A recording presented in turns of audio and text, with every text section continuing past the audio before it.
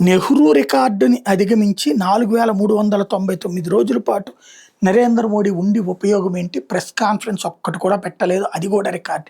Yes, రికార్డే. అది మనం రాసుకునే రికార్డ్. ఇన్నేళ్ల పరిపాలన అన్నటువంటిది ఒక రాజకీయ రికార్డు. ఈ దేశ పరిపాలనా వ్యవస్థ రికార్డు. మా ప్రెస్ మీట్లకు రాలేదు అన్నటువంటిది మన రికార్డు. అది మన అసమర్థత. జర్నలిజం ఇప్పుడు ఒక ప్రెస్ మీట్ ప్రధానమంత్రి పెడితే కనీసం 2000 మంది జర్నలిస్టులు అటెండ్ అవుతారు. ఈ 2000 మందిలో ప్రపంచ దేశాల్లో ఉన్నటువంటి వామపక్ష భావజాలకి నాస్తిక హేతువాద పత్రికలలో కూడా అటెండ్ అవుతారు.